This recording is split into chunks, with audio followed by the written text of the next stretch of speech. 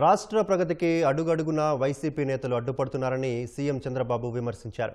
నిరుద్యోగులకు ఉద్యోగ కల్పన కోసం కూటమి ప్రభుత్వం ప్రయత్నిస్తుంటే అడుగడుగునా కోర్టుల్లో కేసులు వేస్తూ అడ్డుపడుతున్నారని మండిపడ్డారు. వారి కుట్రలను అధిగమించి రాష్ట్రాన్ని ముందుకు తీసుకెళ్తున్నట్లు వివరించారు.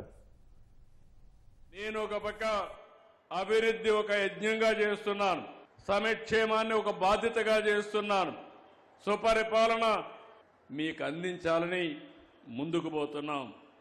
కానీ మనం అందరం కూడా ఒక యజ్ఞంగా చేస్తే ఇప్పుడు రాక్షసులు ఈ యజ్ఞాన్ని భగ్నం చేయడానికి వస్తున్నారు. వివిధ రూపాల్లో వస్తున్నారు, ఎక్కడికక్కడ అడ్డుపడుతున్నారు. ఒకరంటారు ఐటీ కంపెనీలు వస్తే కేసులు వేస్తారు.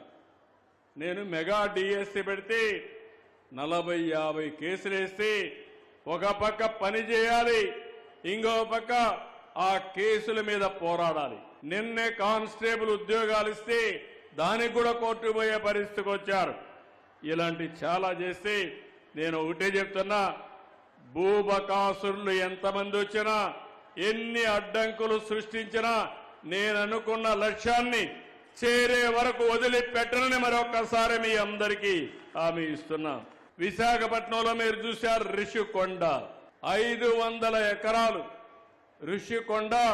ఋషులు ధ్యానం చేసిన ప్రదేశాన్ని గుండు కొట్టిస్తే దాన్ని కాపాడే బాధ్యత మనం తీసుకుంటున్నాం. 500 కోట్లు అక్కడ ఖర్చు పెట్టిన వ్యక్తులు కనీసం ఒక్క మెడికల్ కాలేజ్ కట్టలేకపోయారు. సర్వే రాళ్లపైన 700 కోట్లు ఖర్చు పెట్టారు. ఆ సర్వే రాళ్లన్నీ ఇప్పుడు మళ్ళీ ఏం చేయాలో అవన్నీ చేసే పరిస్థితికి వస్తున్నాం. ఈ ప్రభుత్వం ప్రజల కోసం ఖర్చు పెడతాం. యోగా భావితరాలకు అవసరం, ప్రజారోగ్యానికి అవసరం. తప్పకుండా ఈ కార్యక్రమాన్ని ప్రజా ఉద్యమంగా తయారు చేసే బాధ్యత ఈ ప్రభుత్వం తీసుకుంటాం.